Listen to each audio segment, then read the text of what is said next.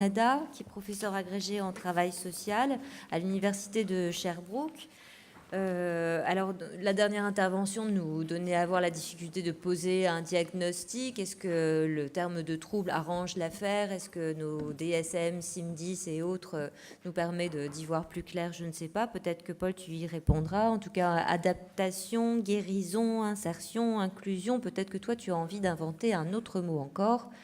Alors, je te donne bientôt le PowerPoint en question et je te laisse prendre la parole. Oui.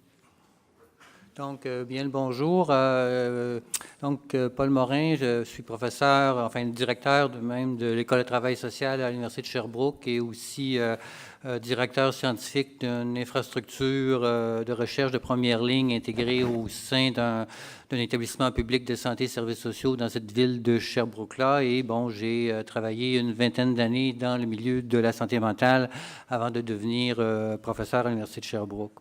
Donc, pourquoi ce titre? Y a-t-il une place en ce monde pour moi? C'est la traduction littérale d'un livre qui a été publié aux États-Unis en 1970 par la mère d'une jeune femme qui avait un diagnostic de schizophrénie. Is there a place on earth for me? Pourquoi monde et non pas société? Parce que je pense que ça réfère aussi à toute la dimension existentielle d'avoir un problème majeur de santé mentale et c'est tout un parcours à obstacles pour que les personnes qui ont une telle souffrance psychique puissent, pour citer Amartya Sen, puissent avoir une vie digne qui vaut d'être vécue. On sait très bien que pour les personnes qui ont un tel diagnostic, que ce soit un diagnostic de schizophrénie ou autre, que le taux de suicide est extrêmement élevé et que leur espérance de vie est une dizaine d'années de moins que nous. Donc, cette idée-là, est-ce qu'il y a une place en ce monde pour moi? À mon avis, elle est au cœur du travail social, parce que le travail social, tel que nous, on le conçoit au Québec, met de l'avant des valeurs de dignité, de justice sociale, et lorsqu'on a des gens qui, tout simplement, parce qu'ils ont un diagnostic, sont mis à l'écart de la société et qui ont une espérance de vie infiniment moindre que la nôtre, dans une société aussi riche que la nôtre, on doit se poser des questions, et ça interpelle directement le travail social. Donc, par rapport à la présentation comme telle, en termes de mots-clés, évidemment, bon, je suis du Québec, on parle du Canada, mais bon, moi, je parle du Québec, parce que, bon, le Canada est une confédération et le domaine de la santé mentale est un domaine de juridiction provinciale. Donc, je vais vous parler de ce qui se déroule au Québec. C'est très différent d'une province à l'autre. Et donc, je vais faire le pont entre, bon, justement, le handicap et santé mentale.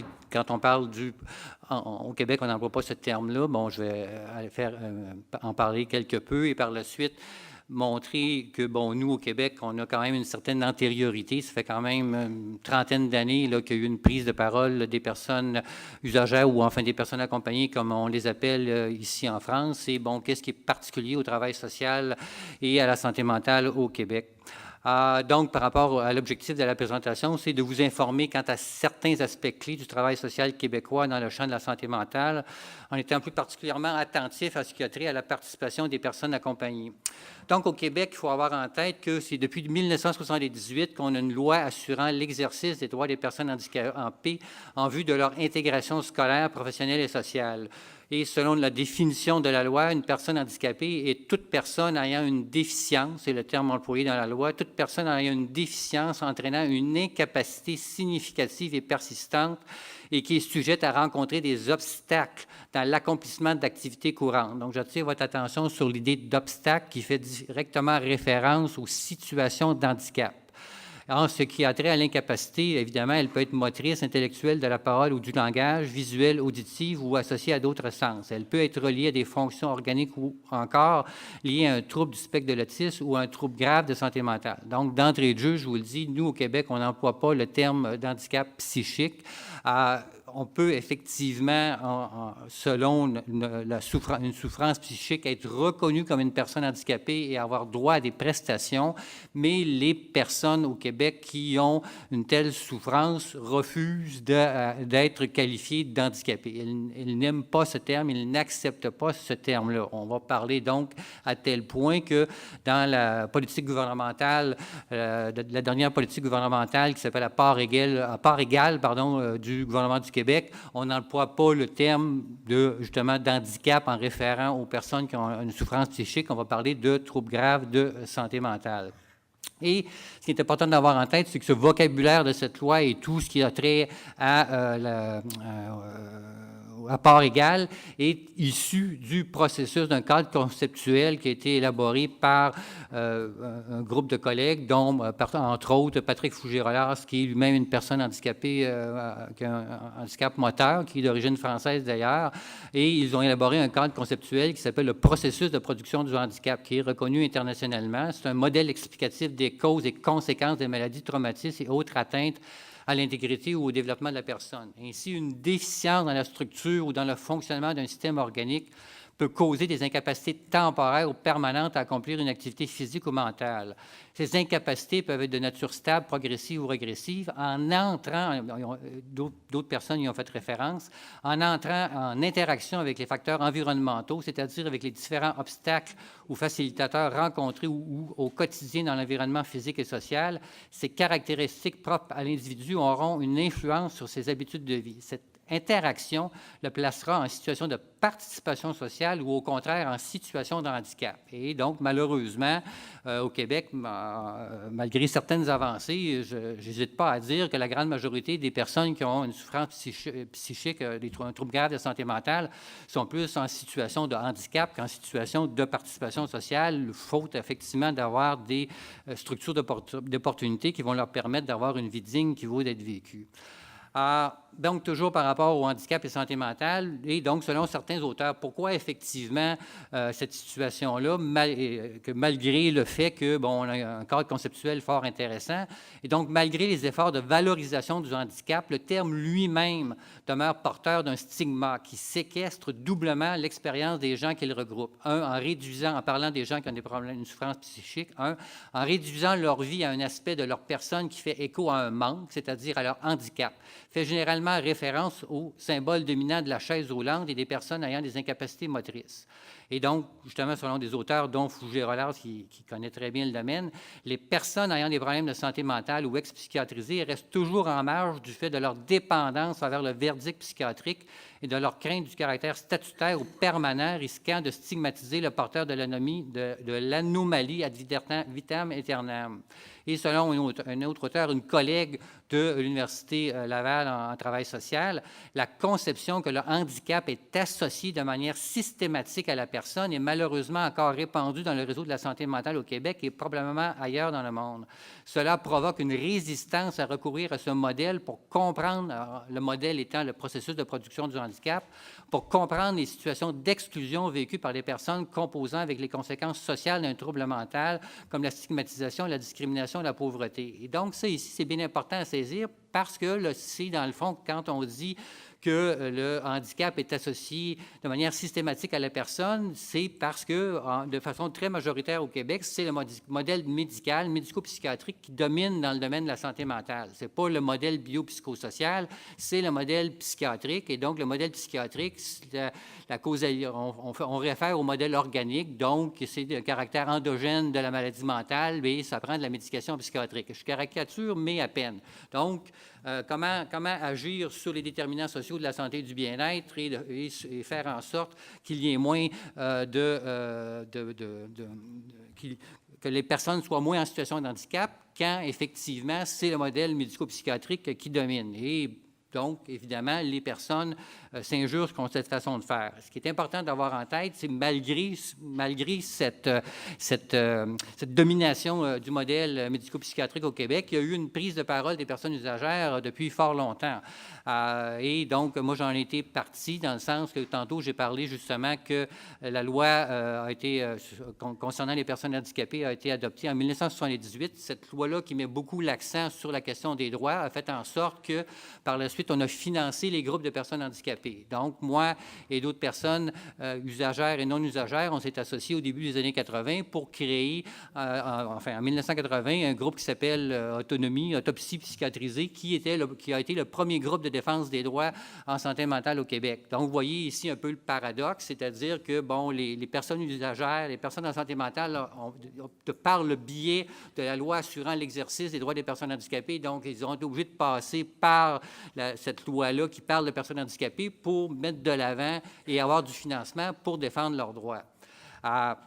Et donc, ici, c'est une référence qui provient du Comité de santé mentale du Québec, qui était à l'époque, qui a été aboli depuis, un conseil consultatif du ministère de la Santé et des Services sociaux, qui, en 1985, a publié un avis sur les ressources alternatives en santé mentale. Donc, les ressources alternatives en santé mentale, c'est des ressources qui ont été créées dans les années 70.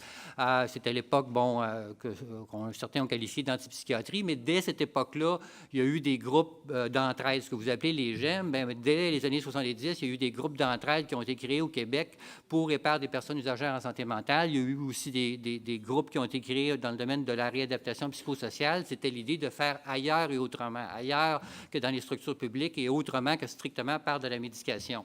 Et donc, le Comité de santé mentale du Québec a fait un avis et le point aussi que je veux faire, c'est que les ressources alternatives, ça a été historiquement les premières au Québec qui ont mis de l'avant l'expertise des personnes usagères, c'est-à-dire que les ressources alternatives, parfois même des personnes y travaillaient, mais aussi étaient au sein de leur conseil d'administration. Donc, historiquement, ça fait depuis les années 70-80 que vous avez des personnes usagères, des personnes accompagnées que vous appelez avec des problèmes de santé mentale qui étaient associés à la gestion des ressources alternatives, ce qui est quand même pas banal. Et donc, dans l'avis du Comité de santé mentale du Québec en 85, nous retrouvions ceci. Nous devrions retenir de cette recension que les gens concernés par les problèmes sont des interlocuteurs essentiels, on parle des usagers, là, sont des interlocuteurs essentiels de l'analyse des besoins et dans l'étude critique d'un système de distribution des services psychosociaux et de santé. Le défi consiste à leur offrir des services en se souciant constamment d'encourager leur participation et viser la promotion de leur autonomie, aussi restreinte puisse-t-il paraître. On est en 85, là. En étant davantage reconnus, les ressources alternatives pourront mieux contribuer à faire valoir le point de vue des personnes et de leurs proches dans l'identification des besoins les plus urgents, bien sûr, mais aussi quant à la nature des réponses à y apporter. Et donc, quelques années plus tard, on est en 2006, le dernier avis du Comité de santé mentale du Québec qui a été publié avant d'être aboli. Et donc, ici, la référence provient d'une collègue de l'Université de Montréal en travail social qui s'appelle Lourdes Rodriguez del Barrio. Pour les gens qui s'intéressent, c'est une personne là, qui travaille depuis fort longtemps, elle aussi, qui a fait de la recherche avec et pour les personnes usagères en santé mentale, extrêmement intéressant. Elle a publié un livre, c'était l'avis du Comité de santé mentale du Québec qui porte justement sur la qualité des services en santé mentale du point de vue des personnes usagères. Et donc, vous retrouviez ceci dans le livre.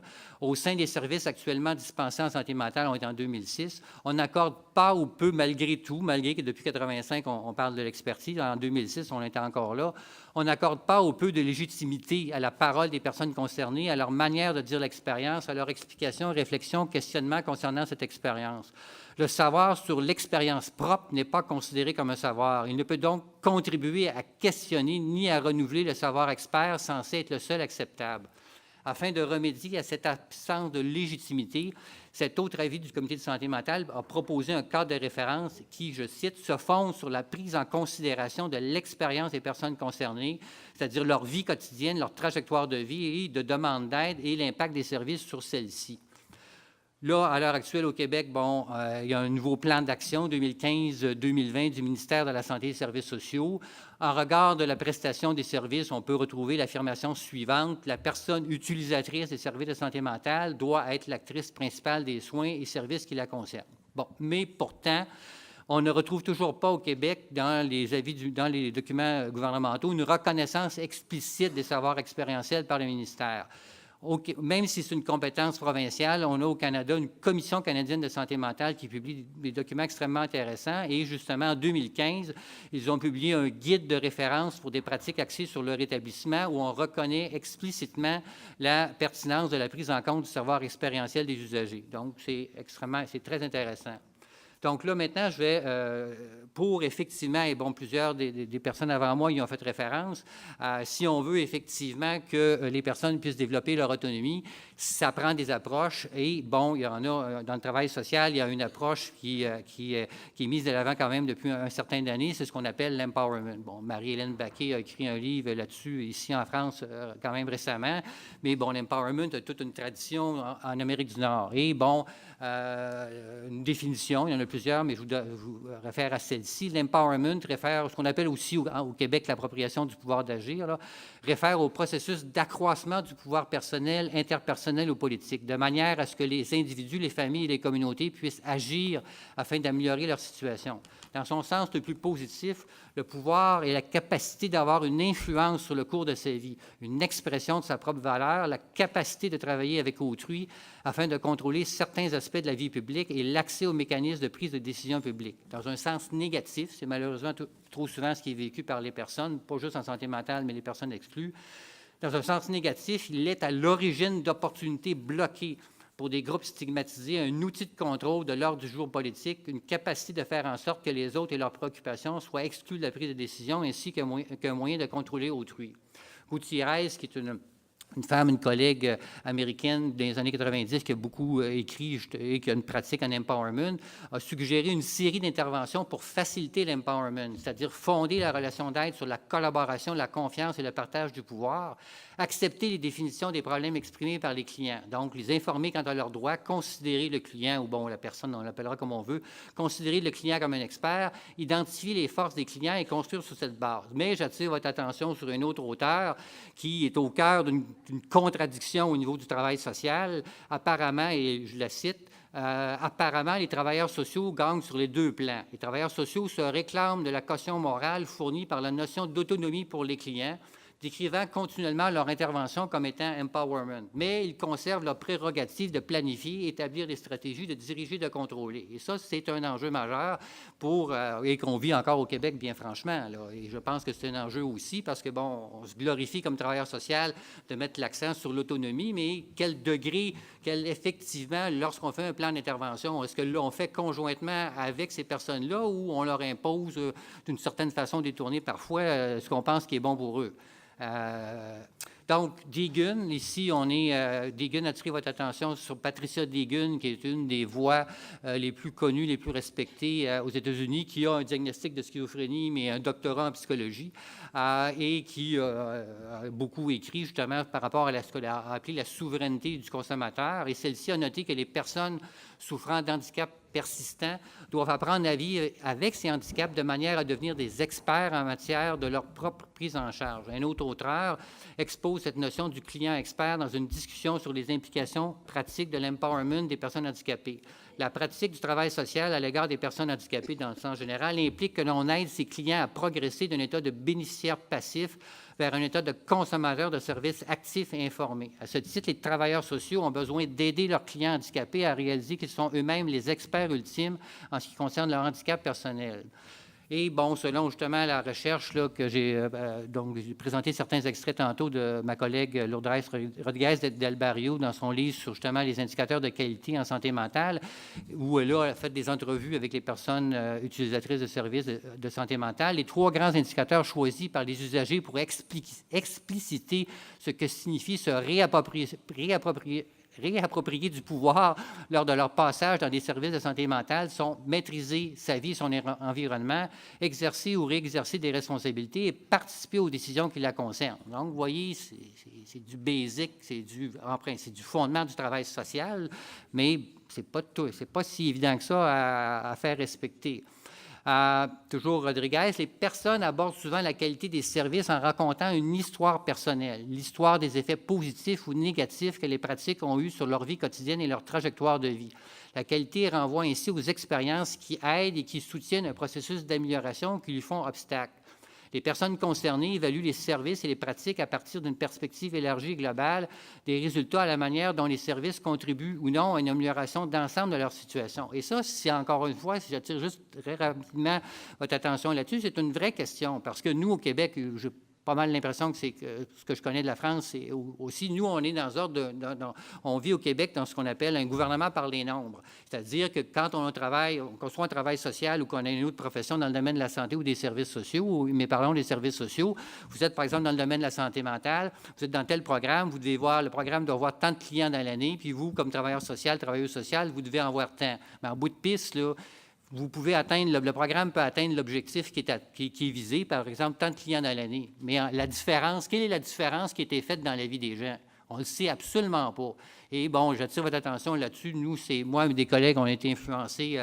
On était en Écosse quelques fois ces dernières années. En Écosse, depuis quand même un certain nombre d'années, particulièrement spécifiquement dans le domaine du travail social, ils ont entre autres développé une approche qui s'appelle Talking Point, a Personal Approach, et qui est vraiment une approche dialogique qui met l'accent justement sur la conversation et qui focalise sur justement la différence que les travailleurs sociaux font dans la vie des gens. C'est extrêmement intéressant. Enfin, on a publié un petit livre là, sur ça, si jamais ça vous intéresse. Juste entrer en contact avec moi. Et d'ailleurs, ici, vous avez une citation d'un auteur qui s'appelle Patoni, qui est une auteure écossaise. Ils ont publié un petit livre sur justement l'approche par les forces, parce que, bon, c'est ce qu'on appelle en anglais le Strength Model, qui a été conceptualisé dans les années 80 par l'École de travail social de l'Université du Kansas et qui est extrêmement intéressant. Parce que, justement, on est sur l'idée du sujet, on est sur l'idée de faut capitaliser sur les atouts, les compétences des personnes, sur les forces et non pas sur les déficits. Et donc, ici, c'est une synthèse de Patoni. Une approche fondée sur les forces, c'est un processus collaboratif entre la personne soutenue par des services et des intervenants. Ceci fait en sorte qu'ils travaillent ensemble afin de circonscrire le résultat recherché en s'appuyant sur les forces et les atouts de la personne. Comme tel, ce type de pratique s'intéresse principalement à la qualité de la relation qui se développe entre les aidants et les aidés, tout comme aux aspects que la personne aidée apporte au processus. Il s'agit donc d'une façon collaborative de faire la promotion des opportunités pour les personnes d'être des coproducteurs de services et de soutien plutôt que d'être seulement des consommateurs de services. Juste attirer votre attention sur l'idée de coproducteur. On parle beaucoup de co-condition, mais ce n'est pas une idée qui aujourd'hui, Dieu merci, qui est plus populaire qu'était, mais peut-être que vous connaissez, bon, un auteur, ça date un peu, mais Alvin Toffler, au début des années 80, il a écrit un livre qui s'appelle « Le choc du futur ». Et Toffler a été le premier qui a conceptualisé cette idée-là. Il a transformé le terme « consumer » par « prosumer », c'est-à-dire « prosumer », donc producteur, producteur. Et c'est extrêmement intéressant, cette idée-là qui a été reprise par d'autres. Et donc, pour terminer la question des approches, donc on a parlé de l'empowerment, de l'approche par les forces, et donc le rétablissement. Bon, je pense qu'en France, c'était peut-être un peu moins mis de l'avant dans le domaine de la santé mentale, quoique j'ai quand même trouvé des articles qui font le lien justement entre handicap psychique et rétablissement. Et bon, on a parlé d'espoir tantôt. C'est ce qu'on appelle en anglais « recovery ». Et bon, il y a vraiment un engouement. Jusqu'à un certain point, il faut en prendre puis en laisser, parce que bon, je connais des psychiatres là, qui disent qu'ils font du rétablissement, puis en réalité, je caricature, mais à peine, ils donnent juste des pilules. Là. Tout le monde se réclame du rétablissement. Et bon, j'attire votre attention sur, s'il y a du monde ici qui lise l'anglais, une revue extrêmement intéressante qui est le British Journal of Social Work, en janvier 2015, a publié tout un numéro spécial sur justement travail social et rétablissement, et c'est fort intéressant parce qu'il y a peu d'articles qui ont été publiés sur justement travail social et rétablissement. Donc, et c'est une traduction ici, le rétablissement est un processus par lequel les individus et les familles peuvent reprendre leurs droits, rôles et responsabilités qui ont été perdus suite à la maladie ou à d'autres problèmes sociaux. Ceci exige de l'espoir et du pouvoir d'agir, soutenu par la vision qu'il est possible d'avoir une façon différente d'être. Malgré un fondement, et ça c'est intéressant, malgré un fondement théorique qui permet de relier explicitement et de façon synergétique, que je le montrerai par le tableau après, le travail social et le rétablissement, la recherche est encore peu développée quant aux connaissances à transmettre aux travailleurs sociaux en ce qui a trait à la façon d'intervenir adéquatement et aussi d'influencer les déterminants sociaux qui contraignent ou empêchent leur établissement. Et donc ici, vous voyez un tableau sans reprendre l'ensemble des éléments. Les auteurs anglais ont fait justement cette comparaison-là entre les valeurs, les principes de base du travail social et les principes du rétablissement, que ce soit l'autodétermination, l'empowerment, collaboration, participation, respect de dignité, les droits, la responsabilité individuelle et collective, la réflexivité. c'est copie carbone. Là. On voit qu'il y a effectivement des liens extrêmement étroits entre les principes du travail social et leur établissement, malgré que ça roule quand même depuis une bonne dizaine d'années, le rétablissement et le travail social. Il y a encore peu de recherches qui ont été faites en ce domaine. Bon, ici, on s'en vient au Québec. Attirez votre compte. Ici, vous voyez, bon, le domaine du travail social au Québec est régi, entre autres, par un ordre professionnel. Nous, on a un ordre professionnel qui est l'Ordre des travailleurs sociaux et des thérapeutes conjugaux et familiaux du Québec, qui a publié en 2012 un référentiel de compétences. Donc, j'attire juste votre attention sur cette sous-section-là, où on s'attend que les étudiants et les étudiantes qui graduent dans les écoles de travail social à l'université soient capables de créer et de maintenir des liens sociaux de collaboration avec les acteurs concernés par les situations à problème en fonction de différentes méthodes d'intervention. Donc, nous, quand les gens sont diplômés à l'université, en principe, ils sont capables d'intervenir tant auprès des individus, familles, groupes, communautés, et aussi on s'attend que la travailleuse sociale soit capable de favoriser l'autodétermination et concevoir l'acteur comme expert de sa situation. L'Ordre a publié, l'Ordre professionnel des travailleurs sociaux et thérapeutes conjugaux familiaux du Québec a publié en 2013 un énoncé de position sur l'intervention sociale individuelle en santé mentale dans une perspective professionnelle. Et donc, la définition qui est donnée, c'est une réponse d'aide professionnelle pour une personne dont les difficultés associées à son état de santé mentale ou au trouble mental qui lui a été attesté entraînent une souffrance ou une détresse au plan personnel et social. Cette réponse à cette souffrance psychique-là, se fonde sur une alliance collaborative. Donc, vous voyez le lien avec l'approche par les forces et comprend une combinaison stratégique et structurée d'actions professionnelles qui ciblent à la fois la personne et son environnement dans une perspective d'interaction dynamique entre les deux.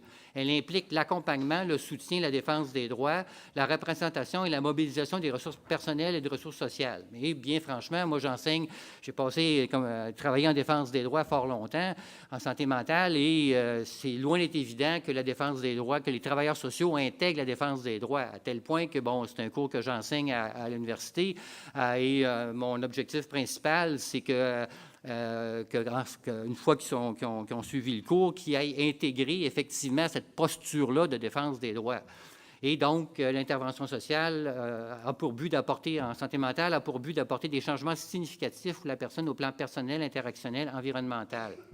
Toujours dans la même idée, une démarche fondée sur les principes d'empowerment et de rétablissement guide l'intervention sociale tant au plan méthodologique, analytique que pratique.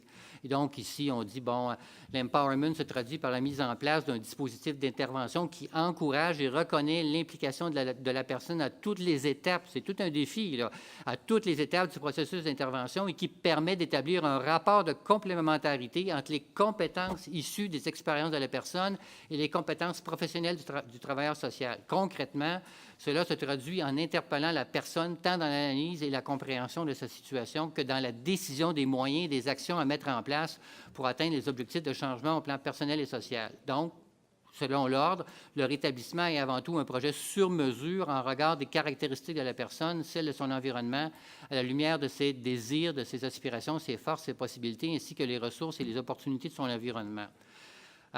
Donc, en termes de perspective, les services institutionnels dans lesquels travaillent les travailleurs sociaux peuvent empêcher, parce qu'il y a des limites, là, et donc Coury, tantôt je vous ai référé au numéro de la British Journal of Social Work. Il y a un texte qui a été écrit par des collègues, justement, en regard d'une situation au Québec, d'une recherche qui a été faite, une recherche doctorale qui a été faite au Québec par Coury et Rodriguez, et elle, ce qu'elle a constaté, elle a constaté ceci: les services institutionnels dans lesquels travaillent les travailleurs sociaux peuvent empêcher des pratiques orientées vers le rétablissement.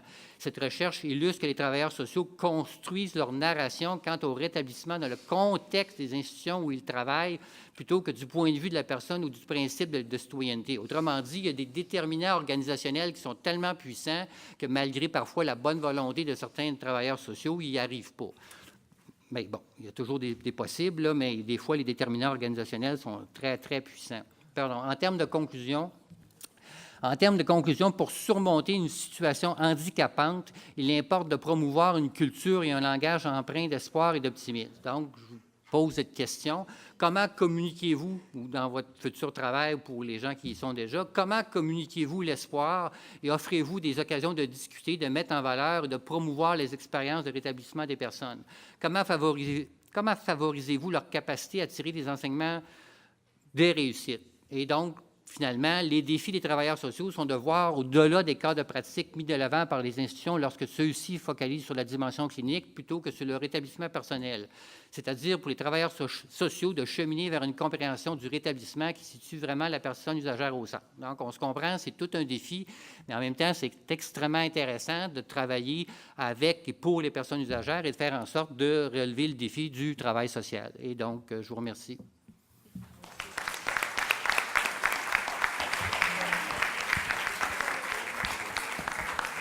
Merci Paul pour cette intervention très très riche et très rapide, mais on a pu tout suivre parce que tu avais fait un PowerPoint très très explicite. En même temps, si on a du retard, c'est de votre faute à vous, c'est parce que vous avez trop participé au débat, donc voilà, tant pis pour vous, je vous l'avais dit. Non, ça vous fait pas rire, non. Non, bah c'est tout. Bon, alors vous voyez, hein, peut-être que vous vous êtes aperçu qu'en formation, on n'était pas là pour faire du formatage, c'est-à-dire vous dire comment il fallait penser, c'est-à-dire, bah voilà, on va à une conférence cet après-midi sur le handicap psychique, donc on pense handicap psychique. Peut-être que vous avez vécu comme moi cet après-midi tout ce mouvement qui fait que oui, alors je sais pas, pourquoi pas, ça correspond pas à mon cadre de pensée, à finalement ce qu'on en dise les choses, les personnes sur cette nouvelle chose, eh ben oui, pourquoi pas, et sur un revirement après où au Québec, en tout cas, on parle pas de handicap psychique, mais on décline les choses autrement. Donc peut-être que vous avez un peu la tête à l'envers dans tout ça, faites-vous votre propre idée. Parlez-en autour de vous dans vos structures aussi. Et puis, on se donne rendez-vous bientôt, certainement, pour de nouvelles aventures. Nous allons nous permettre de vous envoyer par mail aussi un petit questionnaire, à la fois questionnaire de satisfaction, mais surtout questionnaire qui va nous permettre de réinventer notre prochain rendez-vous. Notre prochain rendez-vous qui aura donc une thématique spécifique, hein, handicap psychique et logement par exemple, ou handicap psychique et travail, etc. Et donc à partir de la réponse à ce questionnaire, ça va nous aider à élaborer notre prochain rendez-vous qui aura lieu sur un des sites de l'IRTS, et je pense que ce sera le site d'Artois qui est situé près de l'université d'Arras. D'accord ? Donc merci de bien vouloir répondre à ce questionnaire par le mail qui vous sera envoyé. Merci beaucoup. Et merci d'être venu jusqu'à nous. Et merci d'avoir participé.